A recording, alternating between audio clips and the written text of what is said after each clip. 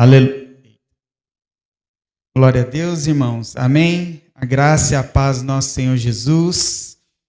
Alegria em ver cada rosto, cada irmão, cada irmã juntamente conosco, para juntos cultuarmos ao Senhor, para juntos estarmos nesse ambiente, irmãos, que é um pouquinho do céu aqui na terra. Eu creio que quando nós estamos com foco direcionado às coisas do reino de Deus, você sente um pouquinho do céu aqui na terra. Por mais que você nunca foi ao céu, ao terceiro céu, como o apóstolo Paulo, mas quando o objetivo é a adoração, é o culto a Deus, nós estamos aqui estabelecendo o reino dos céus, o reino de Deus aqui na terra. Então você faz parte desse reino porque você faz isso. O reino não é visível, o reino de Deus não se faz presente na sua plenitude agora, se fará no futuro, mas o reino somos eu e você. Quando nós cultuamos, quando nós pregamos a palavra do Senhor, nós estamos aqui anunciando o reino do Messias, o reino de Jesus Cristo, o nosso Salvador. Nós estamos dizendo assim para o mundo, para os demônios, nós estamos dizendo assim, que Jesus Cristo é rei, que Ele reina sobre as nossas vidas, Ele reina sobre a minha vida, Ele reina sobre o meu coração, reina sobre os meus pensamentos, os meus desejos, as minhas vontades. Ele é rei e por isso Ele deve ser adorado. Amém, irmãos? Que você continue firme, buscando com zelo aprender cada dia mais o Senhor, ter mais relacionamento com Ele, porque eu tenho certeza que você vai desfrutar desse reino de glória aqui na terra, da presença do Rei aqui na terra, e já vai sentir o gostinho daquilo que nós vamos ter plenamente no céu, num reino vindouro. Amém? Glórias a Deus. Irmãos, vamos abrir a palavra do Senhor lá em Lucas capítulo 17. Vamos a partir do verso 20 até o 37. Lucas 17, do 20 ao 37. Lucas, o médico amado, evangelista, caminhou com o apóstolo Paulo nas viagens missionárias. E, pela misericórdia e a graça de Deus, ele escreveu esse evangelho para que nós pudéssemos, irmãos, vislumbrar, pudéssemos compreender os mistérios do reino de Deus. Mistérios que são revelados somente àqueles que creem. Aqueles que não creem, eles vão entender, vão receber de forma como Jesus fazia, né? Por parábolas. Mas aqueles que creem em Jesus, eles recebem revelação da parte de Deus, assim como Jesus fazia com seus discípulos. Vamos fazer a leitura. É um texto escatológico. Nós vamos falar um pouquinho. Jesus falou sobre escatologia aqui, então nós vamos falar aquilo que Jesus falou aos fariseus, aos seus discípulos. Vamos falar do reino de Deus. Que você possa já ir pensando o que é o reino de Deus para você. O que constitui-se o reino de Deus para você. O que a Bíblia fala sobre um reino do Messias. O que a Bíblia fala da dispensação do Messias. Vamos fazer a leitura, acompanha aí conosco. Olha lá. Mais uma vez Jesus com os fariseus, né, irmãos? Interrogado pelos fariseus sobre quando viria o reino de Deus, Jesus lhes respondeu: não vem o reino de Deus com visível aparência, nem dirão, ei-lo aqui ou lá está, porque o reino de Deus está dentro de vós. A seguir dirigiu-se aos discípulos: virá o tempo em que desejareis ver dos dias do Filho do Homem e não vereis. E vos dirão, ei-lo aqui ou lá está, não vades e nem o sigais. Porque assim como o relâmpago, fuzilando, brilha de uma a outra extremidade do céu, assim será no seu dia o Filho do Homem.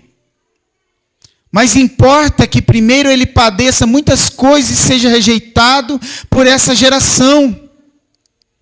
Assim como foi nos dias de Noé, será também nos dias do Filho do Homem. Comiam, bebiam, casavam e davam-se casamento, até o dia em que Noé entrou na arca, e veio o dilúvio e destruiu a todos. O mesmo aconteceu nos dias de Ló.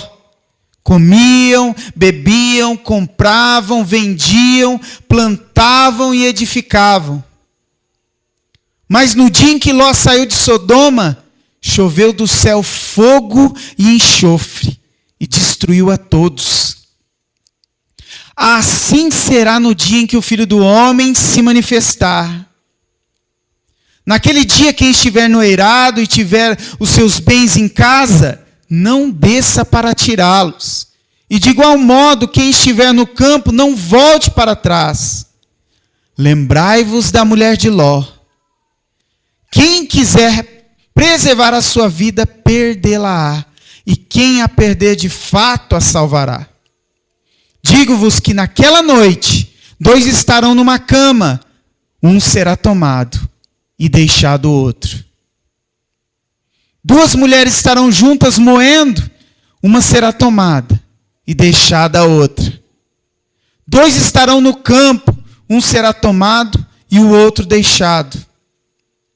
Então lhe perguntaram: onde será isso, Senhor?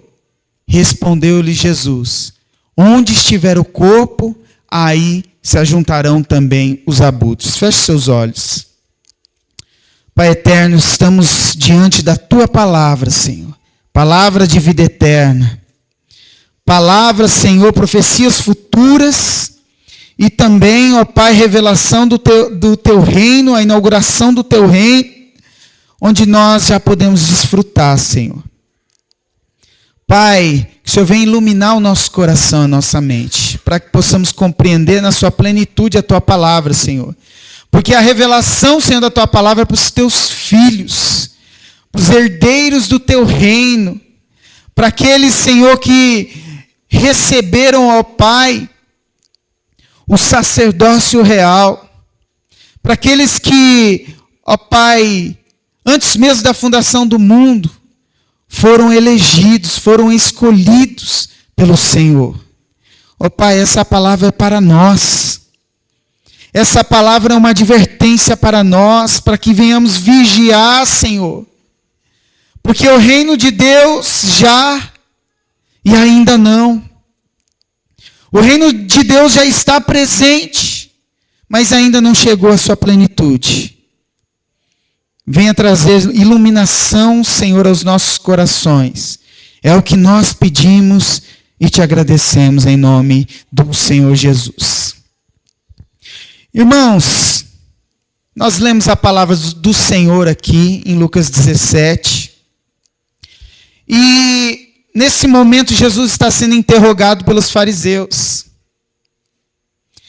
Nós sabemos que os fariseus, eles sempre tinham uma intenção obscura, tinham sempre uma motivação no sentido de colocar Jesus contra a parede, tentando envergonhar Jesus, tentando encontrar uma falha em Jesus. Mas nós também sabemos, irmãos, que para qualquer fariseu, escriba ou judeu, esse assunto sobre o reino de Deus era muito relevante. na lei e nos profetas, eles buscavam compreender os tempos.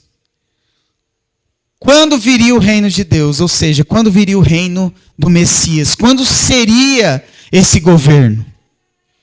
Quando que o Messias tão aguardado viria e estabeleceria o seu reino, o seu governo, a sua cultura, a sua vontade, a sua justiça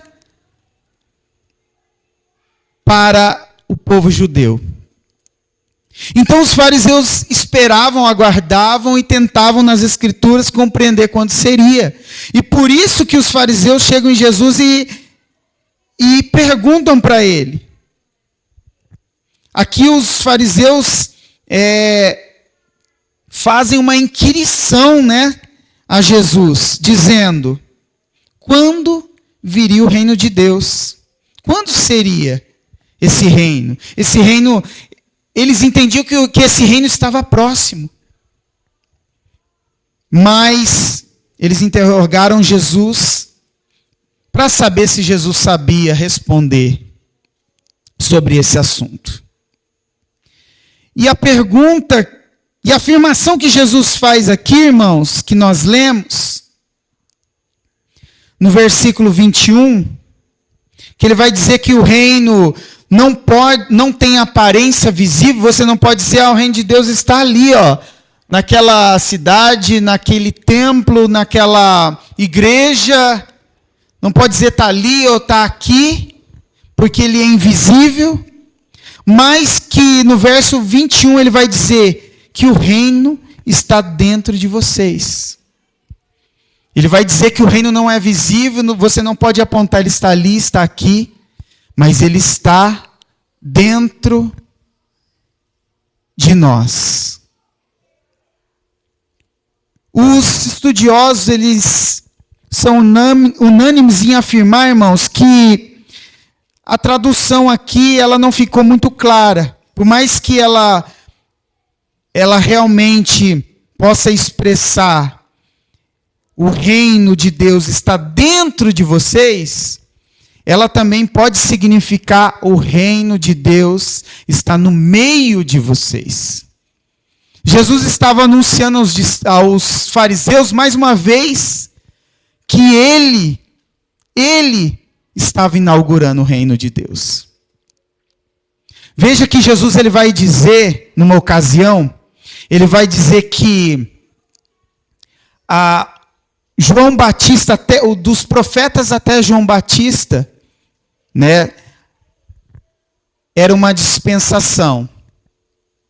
Mas que depois de João Batista, o reino de Deus era anunciado, e aqueles que quisessem entrar tinham que se esforçavam para entrar no reino de Deus. E a Bíblia vai dizer também, irmãos, que Jesus, falando de João Batista, ele vai dizer que João Batista era o maior nascido de mulher, mas que o menor no reino de Deus era maior do que ele. Por quê, irmãos? Porque Jesus, ele inaugurou o reino de Deus, onde a cultura do reino de Deus estaria dentro de nós, de uma forma que não acontecia no Velho Testamento. De uma forma que a lei e os profetas, aqueles que viveram nessa dispensação, não puderam desfrutar desse reino de Deus. E eu e você podemos. Porque Jesus já morreu, ressuscitou, ele inaugurou o reino de Deus, ele anunciou o reino de Deus, dizendo, lá em Marcos 1,15, ele começou a sua pregação, depois que ele foi batizado, depois que ele foi levado ao deserto pelo Espírito Santo e ali tentado, ele começa a anunciar o evangelho do reino de Deus, dizendo assim, arrependei-vos, porque está próximo o reino de Deus, e crede no evangelho. Arrependei-vos e crede no evangelho do reino de Deus. João Batista já veio preparando, falando disso também. E a pergunta que eu faço para mim e para você é a seguinte. Eu vou usar essa afirmação que Jesus disse aqui no verso 21. Porque o reino de Deus está dentro de vós. E eu vou reformular ela como uma pergunta. O reino de Deus está dentro de nós? O reino de Deus está no meio de nós? Você já parou para pensar? O que é reino de Deus? É o governo de Deus, irmãos. É as boas notícias do reino de Deus. É o governo do Messias, que os judeus já aguardavam, mas que não entendiam como seria a demonstração desse reino. Eles esperavam um outro tipo de Messias. O grande problema é esse. Os fariseus, eles interpretavam o reino de Deus de uma forma errada.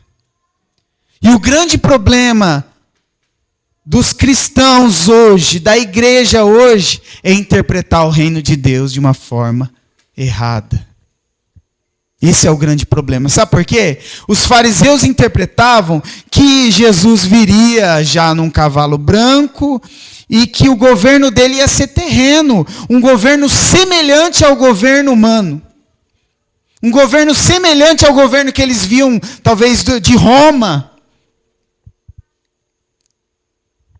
E aí Jesus, ele inaugura um reino totalmente diferente, onde ele vai dizer: o reino de Deus não vem com visível aparência. O reino de Deus não vem com visível aparência. Isso é o grande problema, é a grande pedra de tropeço na interpretação. Se nós não entendermos que o reino de Deus não é visível, sabe onde nós vamos cair dentro da igreja aqui, no entendimento do reino de Deus? Nós vamos achar que se nós viermos todo culto, se nós fizermos votos com Deus, se nós fizermos sacrifícios, então nós vamos estar dentro do reino de Deus. Nós vamos estar vivendo o reino de Deus. E aí nós se enganamos, porque o reino de Deus não é isso. Os fariseus achavam ou aguardavam um Messias, um general militar, alguém com cetro de ferro, né, como fala lá em Apocalipse, que Jesus irá governar com cetro de ferro, mas eles não conseguiam entender que existia todo um processo. E Jesus vai falar nesse texto que primeiro ele devia padecer e ser rejeitado por essa geração. Primeiro Jesus deveria morrer. Jesus deveria não só inaugurar, mas como conquistar o reino de Deus para os seus seguidores. O reino de Deus, irmãos, estava longe de nós. Nós éramos inimigos de Deus. Nós nunca poderíamos fazer parte desse reino. Mas é por meio de Jesus que nós podemos adentrar. Porque ele fala: esses são meus súditos, Pai. Esses são meus servos. Eles estão servindo ao nosso reino. Eles estão trabalhando em favor do nosso reino. Eles estão pregando as boas novas do reino de Deus, do reino dos céus. O reino de Deus está entre nós, irmãos. O reino de Deus não é visível, sabe por quê? Porque o reino de Deus é o governo de Cristo nos corações dos homens. Não é o governo sobre as autoridades aqui da terra. É o governo sobre a mente do homem. Esses dias eu e o pastor Igor estávamos comentando, ele estava falando para mim sobre a mente do homem, como que a mente do homem é complexa e perigosa. Mas quando a nossa mente é governada pelo Espírito Santo de Deus, é governada por Cristo, irmãos, o reino de Deus está no nosso meio, está dentro de nós. Então, esse era o problema dos fariseus, eles não entendiam isso. Que eles precisavam estar debaixo de submissão. Eles precisavam estar sobre o governo de Cristo, sobre o governo dos céus. Os direitos e os deveres que Deus estabeleceu no seu reino deveria ser o estilo de vida deles.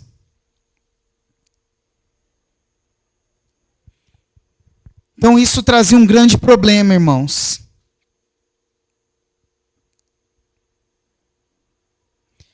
Isso traz um grande problema para nós. Sabe por quê? Porque nós temos essa tendência a olhar para aquilo que é visível, para aquilo que é palpável. E tomar posse daquilo. Se o reino dos céus fosse visível, nós ia querer tomar força. Nós ia querer entrar no céu à força. Se fosse palpável, se pudesse guerrear contra Deus e tomar o reino dele, nós tomaríamos o reino dos céus.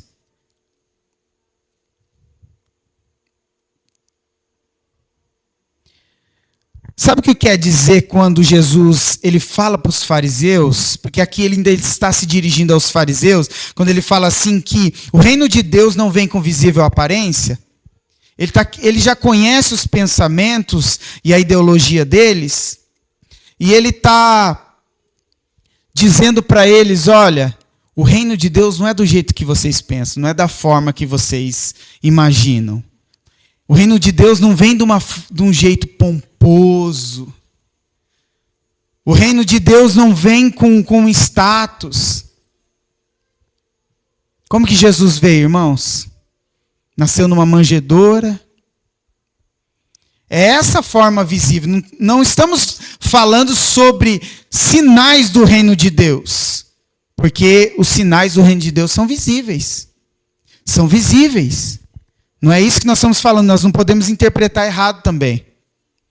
Porque o próprio Jesus, quando os fariseus diziam que ele expulsava demônio pelo próprio Beelzebu, aí Jesus vai dizer, mas um reino contra ele não pode se subsistir. Tem como um reino lutar contra ele mesmo? Ele vai ser destruído. Mas aí ele diz assim, mas se eu expulso o demônio pelo dedo de Deus, então o reino de Deus chegou. Ou seja, os sinais do reino de Deus. Essas curas, milagres que Jesus fazia eram um sinal que ele tinha inaugurado o reino de Deus. Mas, quando Jesus fala da aparência, ele está falando do coração daqueles homens que olhavam para a aparência, que almejavam um Messias militar, um Messias que iria se rebelar contra o governo, contra as autoridades daquele tempo.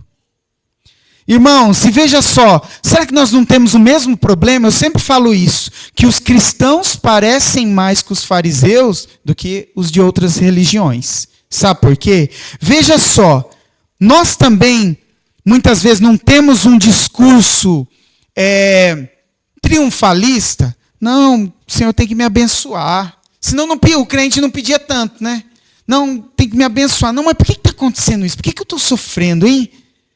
Mas você está sofrendo porque no mundo tereis aflição. Você está sofrendo porque você é um ser humano de carne e osso igual a qualquer um. Você não é melhor que ninguém. Não é porque você crê em Jesus que agora você é o protegidinho. Isso é uma ideologia triunfalista.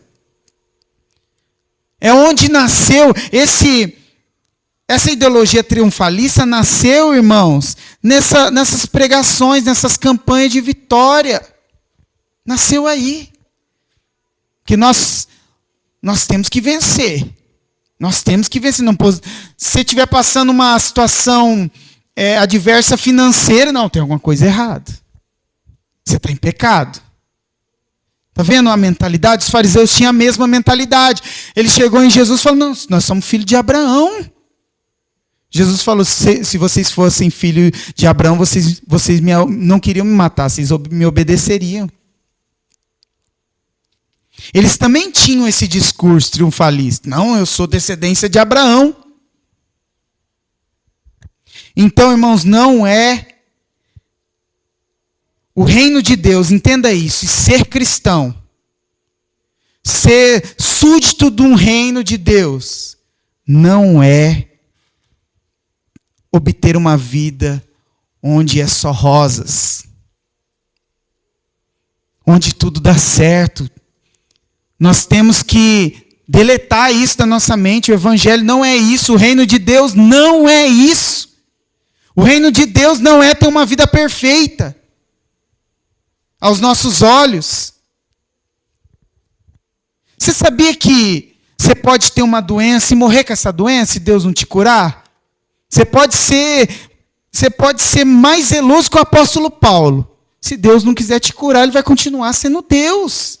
Mas parece que nós não entendemos isso.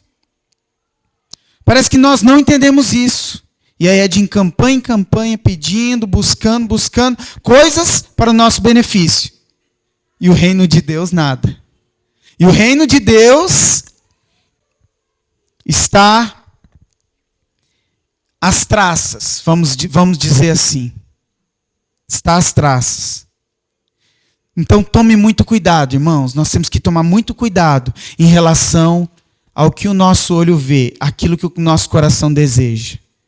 Sabe por quê? Porque em Gálatas 6:2 vai dizer assim, que aquele que busca mostrar boa aparência na carne, vos obrigam a circuncidar-vos, para não serem perseguidos pela cruz de Cristo. Sabe o que esse texto está dizendo? Está dizendo assim, aquele que gosta só daquilo que é aparente, daquilo que é pomposo, daquilo que tem um status, aquilo que vai trazer benefício para a sua reputação, aqueles que gostam disso, eles querem te obrigar a aceitá-lo dessa forma e querem mostrar que estão certos nessa ideologia, e por isso eles fazem isso porque eles querem fugir da cruz de Cristo. Eles não querem nada com o reino de Deus. Na verdade, eles não querem saber do reino de Deus. É isso que acontece.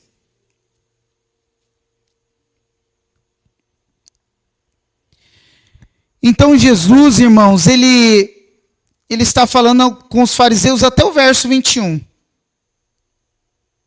Ele está falando de um conceito muito interessante que nós aprendemos na teologia. É um conceito que diz assim, é um conceito sobre o já e o ainda não. Na teologia a gente ouve muito, né, sobre o já e o ainda não. Ou seja, Jesus fala para os fariseus que o reino já está inaugurado. Na prática é mais ou menos assim. Nós somos salvos, mas ainda o Senhor Jesus não veio para nos buscar, para nós vivermos para sempre com Ele, né? Mais ou menos assim. Então já, mas ainda nós não estamos no reino do Messias, nós não estamos na mesa, nas bodas do Cordeiro, nós não estamos desfrutando ainda. É o já e o ainda não do reino de Deus. Faz parte aí da cosmovisão cristã, né, da queda, da criação, da queda e da redenção, né, esse tripé que nós vemos na teologia, que é muito importante, irmãos. A cosmovisão cristã, a gente sempre fala porque é muito importante nós termos essa noção, porque senão nós vamos ser como os fariseus, vamos interpretar de forma errada. Agora, a partir, irmãos, do verso 22, a partir do verso 22 ao 24, olha só, Jesus vai se dirigir aos seus discípulos. Ele vai dizer assim, vos dirão, ei-lo aqui, ou lá está, não vades e nem sigais, nem os sigais. Porque assim como o relâmpago fuzilando brilha de uma outra extremidade do céu, assim será no seu dia o Filho do Homem. Mas importa que primeiro ele padeça, não, até o 24.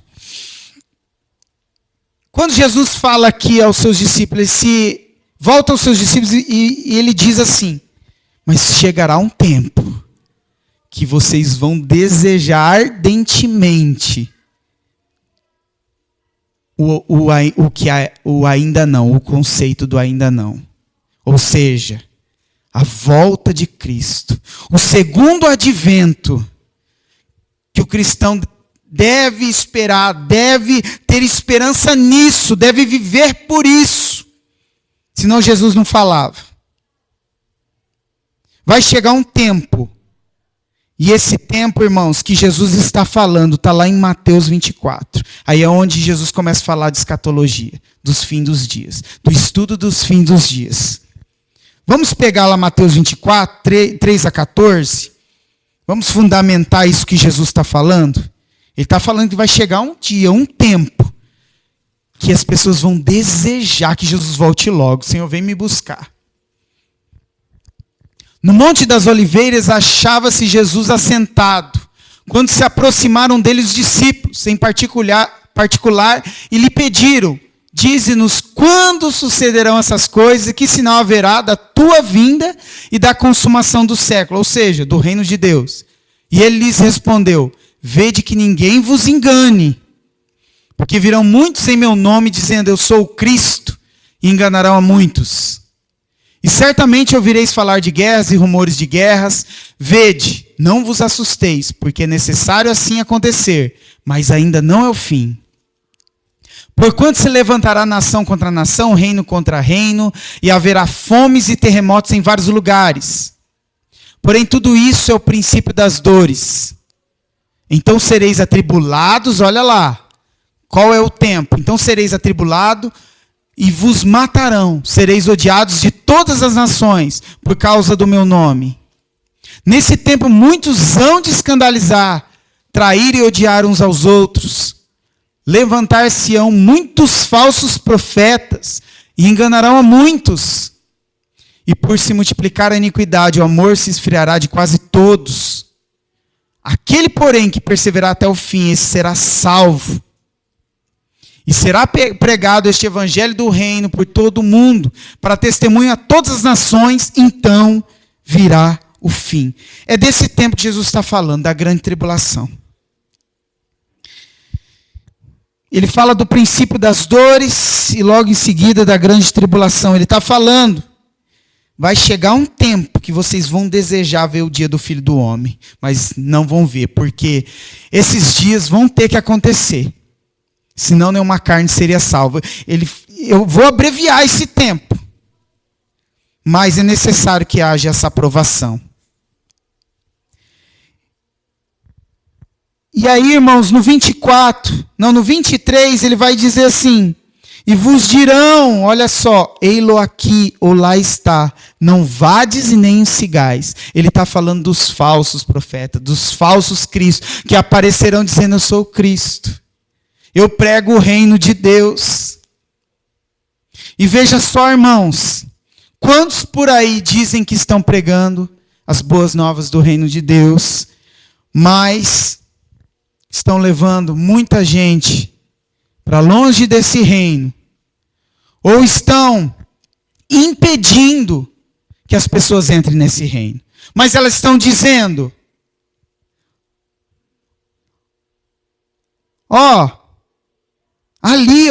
ali tem um pregador que prega o reino de Deus. Não, lá também tem um pregador que prega o reino de Deus. Ele é cheio da unção. E as pessoas estão indo lá. E as pessoas estão ouvindo esse falso profeta, esse falso mestre. E em vez de entrar no reino de Deus, estão sendo impedidos de entrar por meio das suas atitudes, por meio daquilo que eles estão praticando. Porque, irmãos, uma coisa é certa: aquilo que você ouve e aquilo que você crê, você vai acabar praticando. Aquilo que você crê, aquilo que você tem convicção, você vai acabar praticando. Dificilmente algo que realmente nós temos convicção, nós não aplicamos. Você só aplica aquilo que você acredita. Por isso a pergunta: O reino de Deus está entre nós? O reino de Deus está no meio de nós?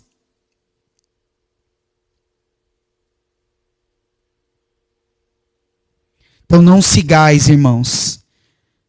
Não, quando Jesus está falando, não sigais, não vai e não sigam eles. Ele está dizendo assim, não acredite em qualquer pessoa que se diz ser um pregador do reino de Deus. Ou ser alguém participante do reino de Deus. Ou ser alguém que vê o reino de Deus. Não vá. É isso que fala o verso 23. E o 24, irmãos, fala de uma vinda do Messias. O 24, irmãos, ele deixa muito claro como será a consumação do reino de Deus, a consumação dos séculos. Ele deixa bem claro que vai ser de uma forma visível, porque um relâmpago você consegue ver, você consegue identificar, saber que é um relâmpago. Você consegue ver, você consegue contemplar, todo mundo consegue ver um relâmpago. E Jesus diz que assim vai ser a sua vinda. Por que que ele fala e ele deixa claro que vai ser visível? Porque muitos irmãos vão deturpar a vinda de Cristo. Irmãos, teve gente aí que disse que o reino de Deus, Jesus voltou no Pentecoste. Testemunho de Jeová, irmãos, eles falam que Jesus voltou em 1814. E agora ele está no céu e está fazendo o trabalho dele lá. E o seu reino é por meio só dos seus conceitos. Então, irmãos, Jesus ele deixou claro que a vinda dele vai ser visível. Isso nós também já contra-argumentamos uma outra linha teológica que diz que nós seremos arrebatados de uma forma invisível. Ninguém vai ver. Quem já assistiu Deixados para Trás? Tem 1, 2 e o 3. Tem o filme Deixados para Trás. Eu achava o máximo quando eu não entendia. Hoje eu acho ridículo. Sabe por quê? Porque o piloto de avião, ele está pilotando o avião, de repente Jesus vem, só fica as roupas e todo mundo morre porque não tem piloto. Só que aí como que você explica esse texto aqui? Porque assim como o relâmpago fuzilando brilha de uma a outra extremidade do céu, assim será no seu dia o Filho do Homem. Vamos ver mais argumentos aqui, para nós esclarecermos sobre isso, sobre uma vinda visível do reino de Deus. Porque assim, irmãos, é muito sério, porque quando você não se prepara para todos os acontecimentos que Jesus fala aqui na palavra, a grande tribulação, e após isso a vinda de Jesus para destruir o anticristo e para buscar o seu povo de uma vez, não em duas partes, não um arrebatamento onde ele pega os crentes mais santos e leva para ele, depois fica aqueles crentes mornos aqui para ter uma segunda chance. Quando nós pensamos que Jesus pode voltar agora, sabe o que acontece? Se não foi ensinado que nós temos que estar preparados, né, como alguns lugares ensinam, não, fica do jeito que está, vem para a igreja, Jesus voltar, você sobe. Sabe o que acontece? Você não se prepara para encarar o anticristo, para viver uma grande tribulação. Para viver um tempo que Jesus fala assim, vocês vão pedir, vocês vão clamar para que chegue logo a minha vinda. Um tempo difícil, onde nunca houve e nunca haverá. Vocês vão pedir para que eu volte, mas eu não vou voltar. Porque vão ter que passar. Quem estiver aqui na terra vai ter que passar. Sabe por quê, irmãos? Jesus, o Pai permitiu que Noé passasse pelo dilúvio. Ele guardou Noé. mas ele esteve naquele momento do dilúvio. Ele não tirou Sadraque, Mesaque e Abednego da fornalha, ele os protegeu. Ele não tirou Daniel, ele não impediu que Daniel fosse jogado na cova dos leões, ele fechou a boca.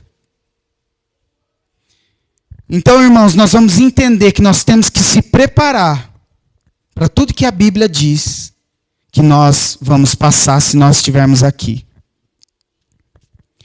Olha lá em Atos 1, 9 a 11. Olha o que o anjo vai dizer para aqueles que viram Jesus naqueles 40 dias, os 500 que viram Jesus, os discípulos de Jesus e os 500. Olha lá o que o anjo vai dizer para eles. Dita essas palavras, foi Jesus elevado às alturas, à vista deles. Jesus ascendeu ao céu. E uma nuvem o encobriu dos seus olhos. E estando eles com os olhos fitos no céu, enquanto Jesus subia, eis que 2 varões vestidos de branco se puseram ao lado deles. E lhes disseram: varões galileus, por que estáis olhando para as alturas? Olha lá, preste atenção. Esse Jesus que dentre vós foi assunto ao céu, virá do modo como viste subir. Da mesma forma que estão vendo Jesus subir ao céu, é do mesmo jeito que ele vai descer. Lá em Zacarias 14 nós vamos ver que Jesus vai pisar o pé no Monte das Oliveiras. Ou seja, vinda visível. Não é um arrebatamento secreto, onde de repente nós estamos aqui e só fica as roupas. Aí aqueles que ficarem aqui vão passar pela grande tribulação, vão passar moado na mão do anticristo, vão sofrer e vão ter uma segunda chance. Não tem segunda chance, irmãos, é uma chance só. Jesus não vem 3 vezes, ele vem 2. Ele veio uma aqui na terra, pisou aqui na terra, e depois ele vai vir para buscar a sua igreja. Não tem base bíblica para nós vermos 3 vindas de Jesus. Jesus vem, desce até as nuvens, arrebata uma porção, fica lanchando nas bodas do cordeiro, depois ele vem de novo e pega o restante que foi aprovado na grande tribulação, que aí foi pela dor. Não existe base, irmãos. Não existe base para isso. Mas eu aprendi dessa forma no passado. Eu aprendi dessa forma. O grande problema dessa ideia é porque ela não te prepara totalmente para aquilo que há de vir. Ela não te prepara. Esse é o perigo. Porque eu pergunto para você, Jesus ele vai dar algumas orientações. Quando se manifestar o homem da desolação, se você tiver em cima da casa, não pega nada que você valoriza, não desce lá para pegar nada, vaza, parte. Jesus diz isso. Ele dá orientações.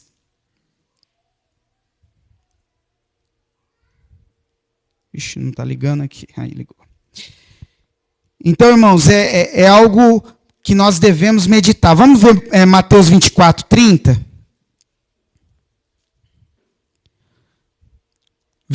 Veja só, vamos ver se é visível ou não.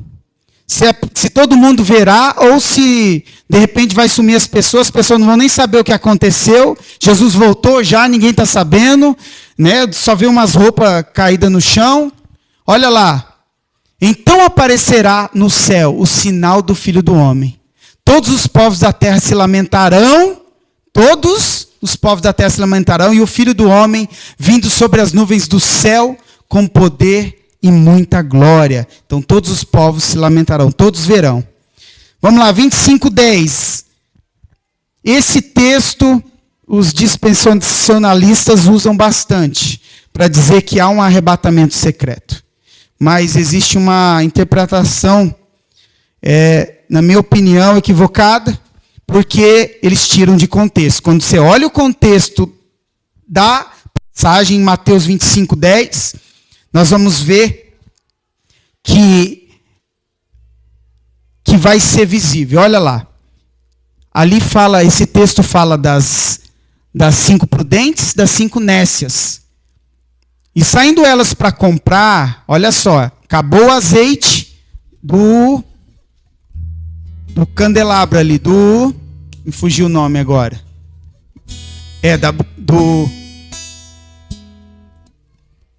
Das lâmpadas. Isso. E aí o que acontece? Elas quiseram pegar das prudentes. Falou, não, senão vai faltar para nós e para vocês. Então, aí as prudentes falaram para as nécias. E saindo elas para comprar, chegou o noivo. Elas saíram para comprar o azeite que faltou. Meus irmãos, tem que estar cheio de azeite. Tem que estar cheio do Espírito Santo. E as que estavam apercebidas entraram com ele para as bodas. E fechou-se a porta. Cadê a segunda chance? Cadê? Que é invisível. Irmãos, quando o noivo vier, está falando de uma vinda só. Quando o noivo vier, os que tem para entrar, vai entrar, depois vai fechar a porta. Igual fechou da arca. Imagine Noé, lá na arca, escutando os gritos, todo mundo se afogando. Vai ser assim. Porque é o que Jesus fala. Apocalipse 1:7 vai falar, todo olho verá a vinda do Filho do Homem. Todo olho verá. Vai ser o maior evento da história, o reino de Deus. Vamos continuar a leitura aqui para nós finalizarmos. A partir do 25. Mas importa que primeiro ele padeça muitas coisas e seja rejeitado por essa geração. Aí ele começa, 26. Assim como foi como nos dias de Noé, será também nos dias do Filho do Homem. Olha só, comiam, bebiam, casavam e davam-se em casamento, até o dia que Noé entrou na arca e veio o dilúvio e destruiu a todos. Uma vinda só, irmãos, como o dilúvio. O dilúvio veio, destruiu todo mundo e guardou Noé e sua família. É assim, quando Jesus vier vai ser dessa forma, como nos tempos de Noé. Não vai ter segunda chance. Opa, não, eu não subi agora no arrebatamento, eu tenho mais uma chance. Então agora eu vou ser fiel, mesmo que o anticristo queira me matar, queira sacrificar meus filhos, eu vou ser fiel, aí eu vou ser salvo. Não existe isso, irmãos. Não existe isso. Aí ele continua. O mesmo, 28, o mesmo aconteceu nos dias de Ló. Comiam, bebiam, compravam, vendiam, plantavam e edificavam. Ou seja, eles não estavam nem percebendo que Jesus estava, que o dilúvio ia vir, e também não percebiam que havia o juízo de Deus. Porque o reino de Deus vai vir, irmãos, com salvação, mas também vai vir com juízo de Deus. Vai vir com a ira do cálice de Deus. Não tem como escapar, irmãos, não tem segunda chance. Comiam, bebiam, plantavam, edificavam. 29, mas no dia em que Ló saiu de Sodoma, choveu do céu fogo e enxofre e destruiu a todos. Tem segunda chance? Olha o contexto, irmãos. Tem segunda chance? Assim será no dia em que o Filho do Homem se manifestar. Ele está falando de que dia? No dia que ele vier buscar a igreja no arrebatamento secreto? Ou ele está falando do dia que ele vier de uma vez só, para buscar os seus, reunir todos os seus e julgar os povos? O que ele está falando aqui, irmãos? Naquele dia, quem estiver no eirado, olha lá o conselho de Jesus, está falando da grande tribulação, e tiver os seus bens em casa, não desça para tirá-los. E de igual modo, quem estiver no campo, não volte para trás. Aí ele sacramenta isso aqui. Lembrai-vos da mulher de Ló. O que ele está falando? Quando o Filho do Homem vier do céu, e você estiver valorizando as coisas dessa terra como a mulher de Ló, você vai ficar para trás. Você vai ficar para trás. Porque a mulher de Ló olhou para trás porque ela amava o que estava lá sendo destruído. O que Deus desvalorizava, o que Deus tinha como escória, como lixo. Ele estava queimando aquilo, aquelas cidades, aquelas pessoas. Aquela mulher valorizava. Sabe o que aconteceu? Ela virou estátua de sal, ela ficou. Da mesma forma, Jesus está falando, naquele dia, quando eu vier, que eu não pegue nenhum de vocês valorizando as coisas dessa terra mais do que a mim. Que eu não pegue vocês com apreço pelas coisas dessa terra. Não sejam como a mulher de Ló, ele está dizendo. Lembrai-vos da mulher de Ló. E aí ele vem sacramentando, concluindo. Quem quiser preservar a sua vida, perdê-la. E quem a perder, de fato a salvará, irmãos. Isso aqui é um tesouro. A mulher de Ló não quis perder a sua vida, não quis sacrificar. Ela quis salvar a sua vida, ela acabou perdendo. Mas aquele que perder, por amor de Cristo, esse a salvará. É isso que Jesus está falando. 34. Digo-vos que naquela noite 2 estarão numa cama. Isso aqui há também uma grande distorção nesse texto. Um será tomado e deixado o outro. 2 mulheres estarão juntas moendo. Uma será tomada e deixada a outra. 2 estarão no campo. Um será tomado e deixado o outro. Olha só. Os dispensacionalistas, eles falam que esse é o arrebatamento secreto. Vai estar 2 na cama, de repente um vai ser levado. Puxa! Mas aqui não está falando disso, irmãos. O contexto é dilúvio e o contexto é Sodoma e Gomorra. Sabe o que vai acontecer quando Jesus voltar? Uns vão ser deixados, outros vão ser tomados para o Senhor. Uns vão ser deixados para destruição, para o juízo, irmãos. Não é que vão ser arrebatados e o outro vai ficar para a grande tribulação. Isso aí não existe. Isso é uma deformação da informação contida nos textos. Nós não temos tempo agora para ficar trazendo mais informação, mas tem muito, irmão. Tem muita informação. Eu sei que como você aprendeu de forma errada. Não, nós vamos ser arrebatados de repente. Estamos aqui, Jesus volta agora, puf! Nós vamos ser arrebatados. Só se você morrer. Aí você vai aguardar a ressurreição. Porque os mortos serão ressuscitados primeiros. Então, um será tomado para o Senhor, o outro deixado para juízo, para o inferno, para o lago de fogo. Tá, irmãos? Fique bem claro isso. E finalizando, 37. Então lhe perguntarão: onde será isso, Senhor? Olha aqui mais um argumento para a vinda visível de Cristo. Respondeu-lhes: onde estiver o corpo, aí se ajuntarão também os abutres. Jesus usa um provérbio, irmãos, da época. Onde estiver o corpo, ali está os abutres.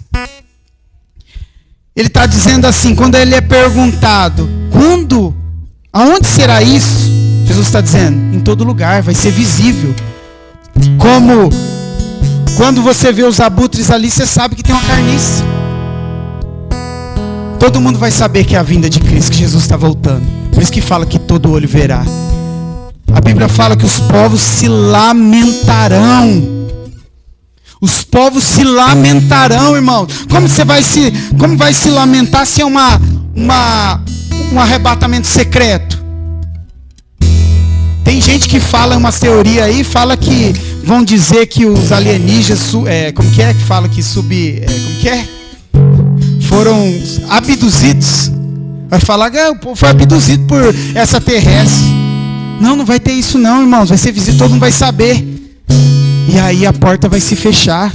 Não tem segunda chance não. Quem tiver aqui no governo do anticristo vai ter que fugir. Vai ter que fugir. Não vai ter jeito. Se nós estivermos vivos até lá, vai ter que fugir. Vai ter que correr. Nós confiamos que o Senhor vai nos guardar, mas vai ser tempos de sofrimento. Então, por isso que o Senhor, Ele quer que nós estejamos preparados, que nós nos esforcemos para entrar no reino de Deus. Porque Jesus vai dizer lá em João 3, verso 6. Em verdade vos digo, quem não nascer da água do Espírito, não pode entrar no reino de Deus. Ele disse isso para Nicodemos. Quem não nascer da água do Espírito, não pode entrar no reino de Deus. Ou seja, quem não desvalorizar essa vida, não pode nascer de novo, não pode ter uma nova mente, não pode viver o metanoia. Para nascer de novo, tem que receber uma nova mente. E para entrar no reino de Deus tem que ter uma nova mente. Tem que desvalorizar aquilo que o ser humano valoriza e valorizar aquilo que Deus valoriza. Se alguém não nascer de novo, não pode ver o reino de Deus.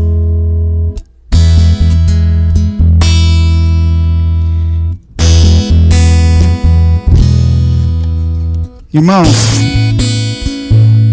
o reino de Deus, ele foi inaugurado, ele está no nosso meio. E o que nós estamos fazendo para continuar servindo esse reino, continuar desfrutando desse reino, se é que nós estamos desfrutando desse reino? Um reino onde tem uma cultura e conceitos diferentes dos nossos.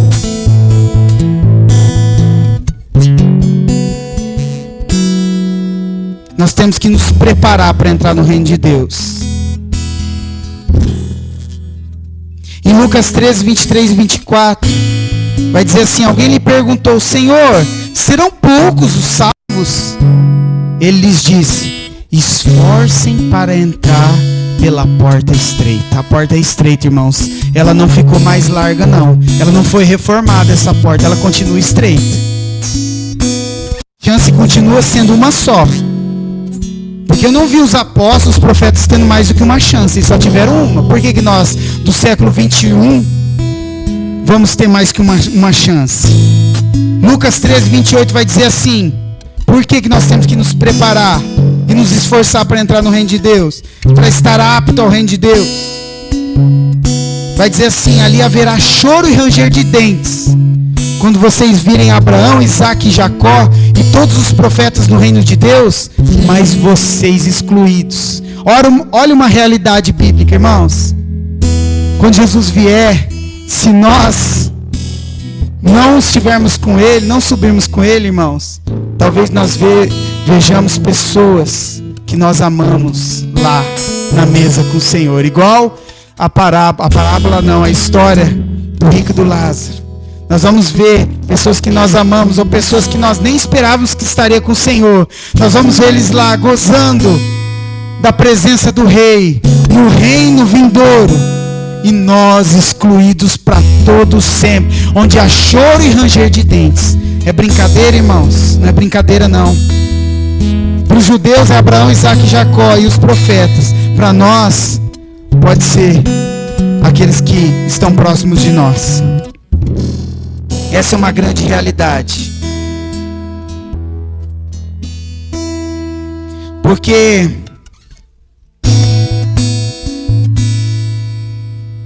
uma situação, um homem disse que queria seguir Jesus, mas ele falou: Senhor, deixa primeiro que eu me despeça da minha família. E Jesus falou assim: aquele que põe a mão no arado e olha para trás não está apto para o reino dos céus. Então, irmãos, continue olhando para o alvo, continue caminhando para frente. Sabe por quê? Porque o reino de Deus não é comida e nem bebida, mas é justiça, paz e alegria no Espírito Santo. Você tem desfrutado da alegria do Espírito Santo, da alegria que o Espírito Santo dá? Você tem desfrutado da paz que o mundo não pode ter?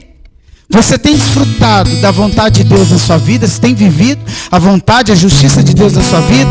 Se você estiver desfrutando disso, então você está dentro do reino de Deus. Só precisa perseverar até o fim. Amém? Feche seus olhos, vamos louvar a Deus.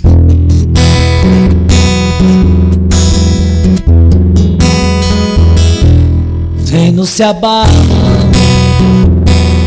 os povos se curvam, as bocas se abrem, as mãos se levantam pra dizer que tu és o Rei. Pra dizer que tu és o Senhor. Diga para o Senhor que Ele reina, Ele governa a sua vida. Os reinos se abalam, os povos se curvam,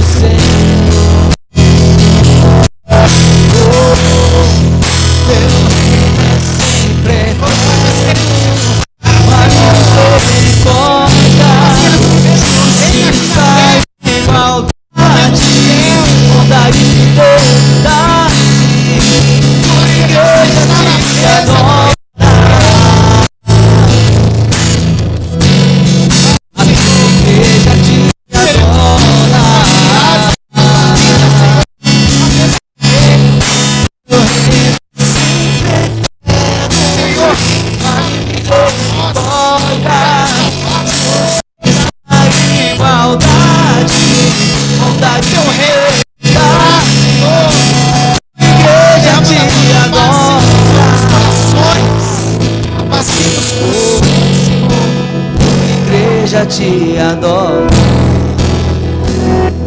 Reina sobre nós, Senhor. Reina sobre os nossos corações, Senhor. Oh, Pai, nós não queremos ser reizinhos, Senhor. Se nós não servimos ao reino de Deus, nós servimos ao nosso reino. E nem mesmo Satanás tem o seu reino. Mas o homem sim constrói um reino para si, onde ele tenta adaptar o reino de Deus aos seus sentimentos, às suas vontades, aos seus conceitos. Mas não, Senhor, o teu reino é reino de justiça. O teu reino é reino de justiça. O teu reino é reino eterno. Corrupção não pode herdar o reino de Deus. O perecível não pode herdar o reino de Deus. O teu reino invisível está nos corações, está nas nossas vidas, por isso nós somos o templo do teu Espírito. Vem dirigir, vem guiar, vem comandar, vem reger as nossas vidas como um rei. Clame ao Rei dos Reis, irmãos. Peça para Ele reinar na sua vida. Peça para Ele mover-se em linha reta, dirigindo a sua vida, te levando até a eternidade. Peça para Ele comandar as tuas ações. Peça para Ele dirigir os teus pensamentos. Peça para Ele guiar as tuas decisões. Peça para Ele reger e governar todas as áreas da sua vida.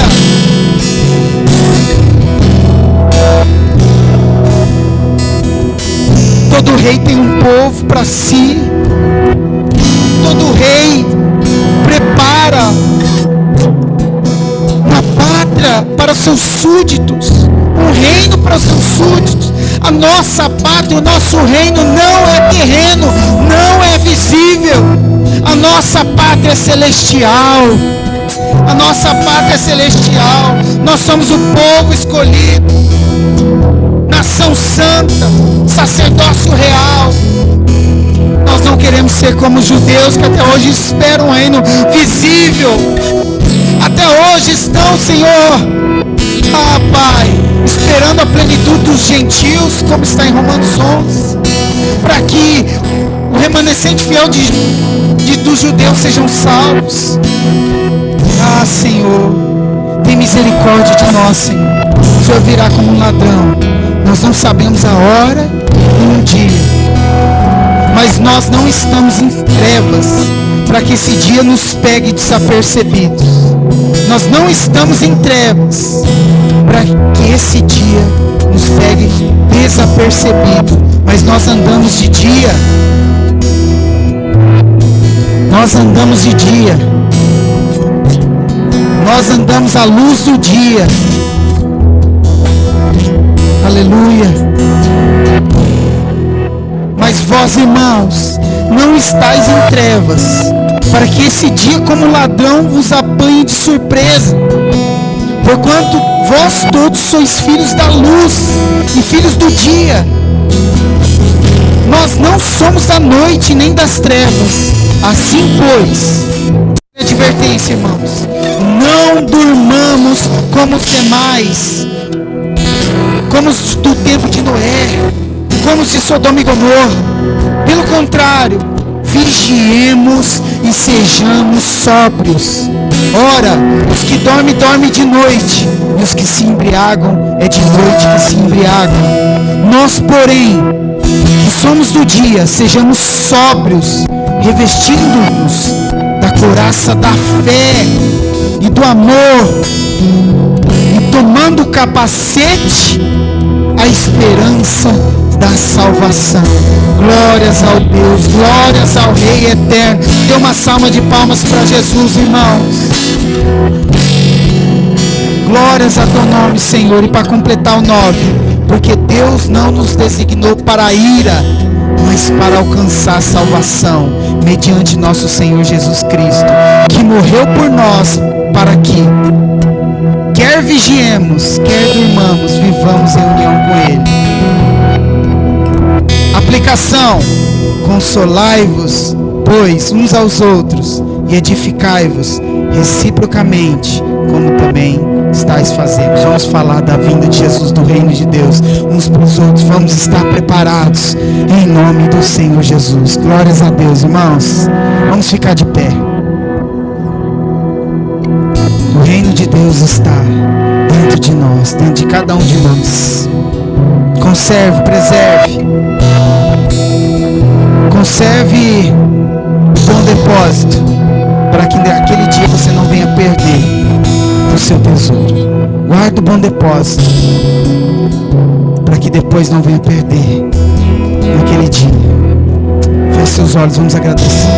Senhor, obrigado pela tua palavra reveladora, que nos trouxe, Senhor,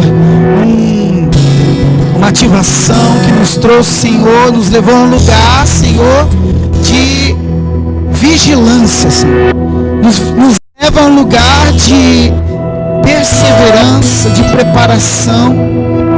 Pai, para que esse dia não nos pegue despercebidos, porque nós aguardamos a plenitude do reino de Deus. Nós já conhecemos, já estamos vendo o reino de Deus aqui na terra, por meio da tua mensagem, da tua palavra. Mas nós, Pai, aguardamos a plenitude dos tempos, a consumação dos séculos. Nós aguardamos a ira de Deus, no qual nós não estamos destinados. Nós aguardamos, Senhor, as bodas do Cordeiro. Nós aguardamos o reino eterno do Senhor Jesus Cristo. Mas nós queremos dizer: reina sobre nós, Senhor. Reina sobre toda a existência da nossa vida terrena. Reina sobre nós. Nos dirija, nos guarde. É assim que nós oramos, Senhor, esperançosos de que vamos herdar o teu reino tão esperado. Muito obrigado por essa oportunidade que o Senhor tem dado a cada um de nós, Senhor. Obrigado por essa oportunidade, Senhor, que o Senhor tem dado aos seus filhos. Em nome de Jesus, amém. Estende suas mãos. Que o grande amor de Deus, nosso Pai, que a graça do nosso Senhor Jesus Cristo e as doces consolações do Espírito Santo esteja com cada um de nós até a sua vinda. E todos digam amém, amém. Glória a Deus. Dê um abraço ao seu irmão.